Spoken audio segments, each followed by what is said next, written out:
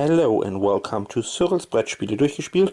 My name is Nils and today in a nutshell edition with Slugfest games, the Red Dragon Inn. In this game every player takes the role of an adventurer who spent the whole day slaying monsters and getting a lot of gold. And a lot of other loot, of course.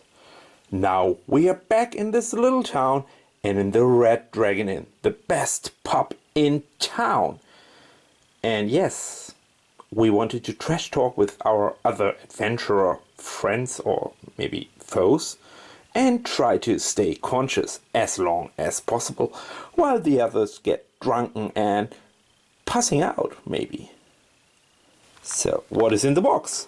We have player mats, these thick cardboard token player mats, very glossy and very helpful, by the way, because you put your deck on here, your discard here, and the drink me deck here. I explain in a second. You have this tokens, the glass tokens going around here. This is fortitude and this is alcohol content, about whatever that is in a minute, and the helper handy dandy turn order track here. So, and we talk about that in a second as well. So you have 50 cardboard gold coin tokens, but really, to be honest, this is not gold. So everybody know this is not what I wanted to play with. It's this shiny gold. Yeah, if you wanted to spice up your game, do it with real coins. There are so much good real coins on the market right now, and take these real gold coins. Anyway, this is obviously not in the box.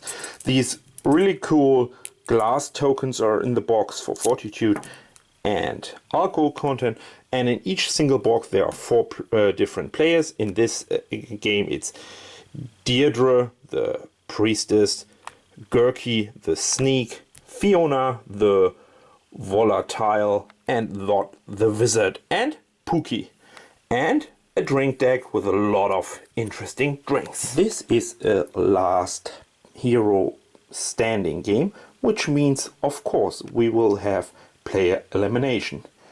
And the player who is still in play when all the others running out of gold, yeah, sorry for that, or black out from all the drinks, is the winner of Red Dragon Inn. Of course, only for one night, because next night, after the next adventures, hacking and slaying through dungeons, all these fine 4 characters will meet each other again in the Red Dragon Inn and play another round of that party game. On your turn, as you can see on your player mat, you discard and draw up to 7 cards. So first of all, you will discard, or if you played it in a previous round, draw up to 7 cards. 1, 2, 3, 4, 5, 6, 7. After that, play 1 and only 1 action card from your hand. It could be a card like this. The goddess made me do it. Pick another player. They lose 2 fortitude. So what they are doing is they lose immediately 2 fortitude. You can pick this player or that player. There are also other interesting cards in it, like Mass Heal. Each player, including you, gains 1 fortitude. Each other player pays you 1 gold. Or you can play this gambling action card, which means gambling I'm in, and then you start a gamble. Cards like sometimes or anytimes are not considered as action cards.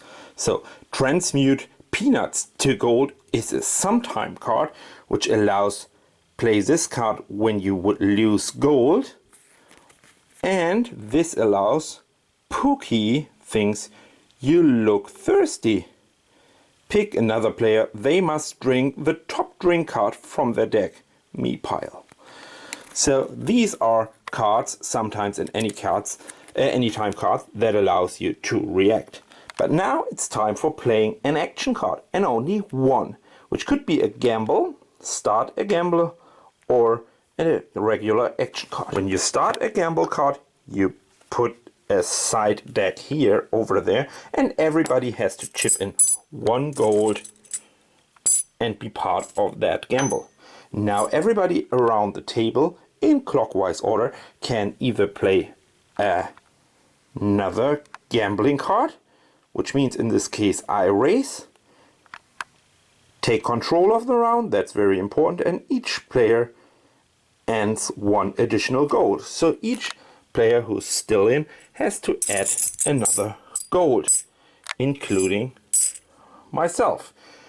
Now this player takes control. It could be also a cheating card, which means usually I'm more or less taking control of the round without paying a gold.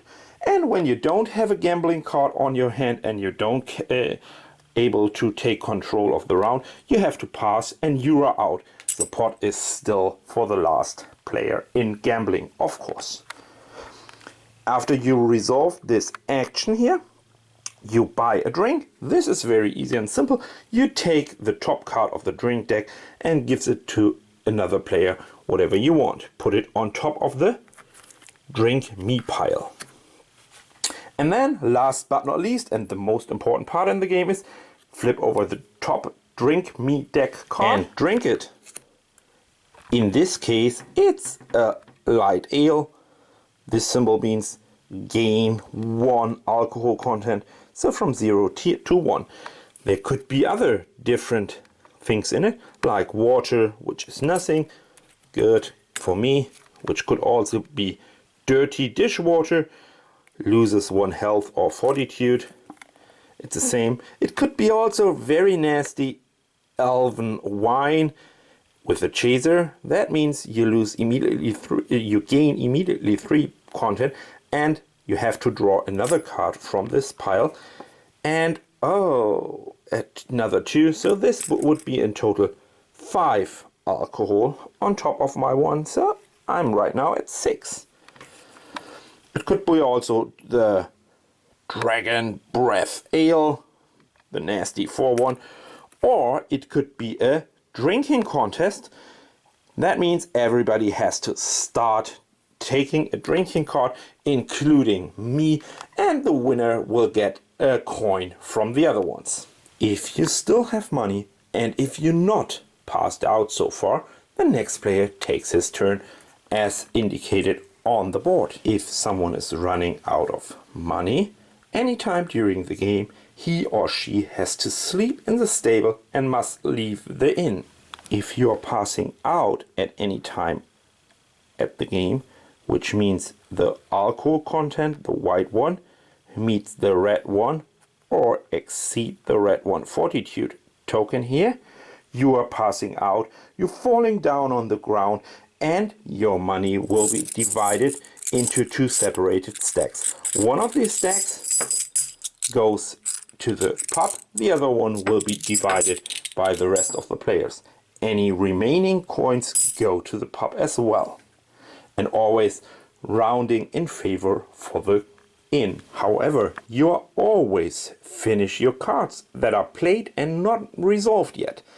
And if you have a helping card on your hand to respond or protect you from losing this situation or running out of money, why not? Maybe it's a very good timing to use it right now. Whoever is still standing and still have gold left at the end of the game will be the winner and survives the Red Dragon Inn.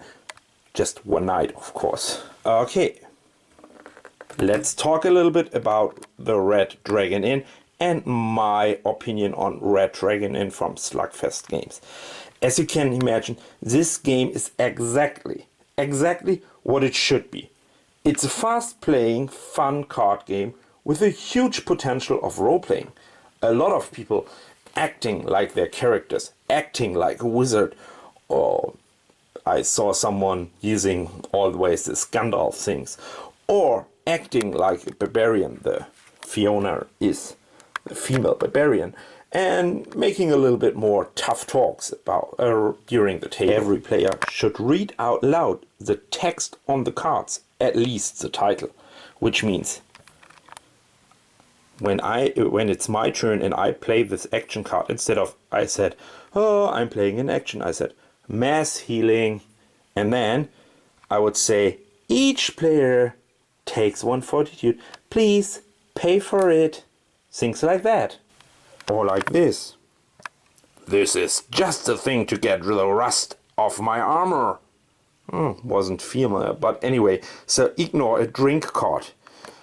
All of that, add some role playing, play a little bit with your voice, and you will find out it's really fun if you act like a wizard, gnome, priest or barbarian.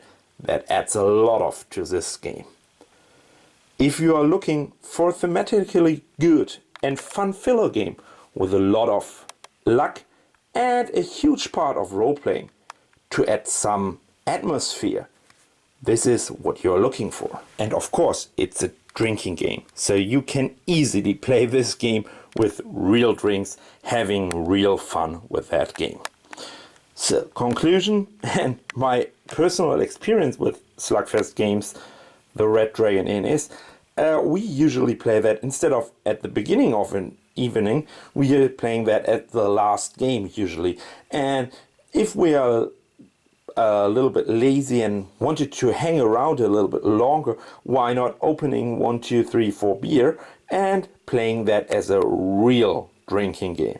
And if it says drink something, you drink something. Of course you will not drink 4. Where's my dragon breath ale? You will not drink 4 at the time. You will add just 1. But I mean, that's really cool. You're getting a little bit drunken. You're playing like a role-playing game with cards, driven by these cards. And yeah, I mean, why not talk a little slower and acting like you're drunk if you are getting very close to this situation. Sometimes you have this situation, you get a lot of fortitude, and you get more drunk and more drunk and more drunk, and then you get a little bit fortitude back, and like this. This is so funny if you try to talk slower and incorrect at this time, so it's getting really hard to talk like this at the end of the game.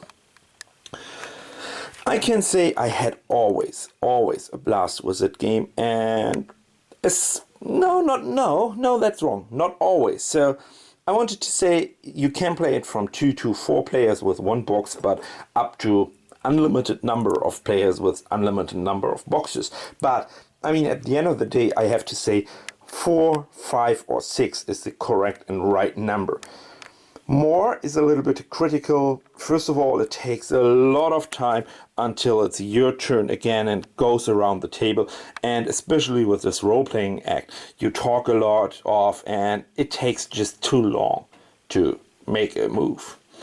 On the other hand, if you're playing it with less player, with just, let's say, 2, it's a back and forth of the drinking game. So, you cheated me, yeah, you me. Okay, I take away coins from you, you take away coins from me. That's boring. With 3 players you have exactly the same, but with 4, 5 or 6, it's hilarious and it's always a good game. But again, I have to say, it's just a light filler card-driven game with a lot of role-playing aspects in it. So it's not, obviously not, a hardcore heavy gamers game. So use it as a filler game, to finish a cool board game night, and you will have a lot of fun with Slugfest games, the Red Dragon Inn. That was Cyrils Brettspiele durchgespielt. My name is Nils in a nutshell edition, and yeah, I hope you enjoyed it, and see you soon on my channel. See you, bye bye.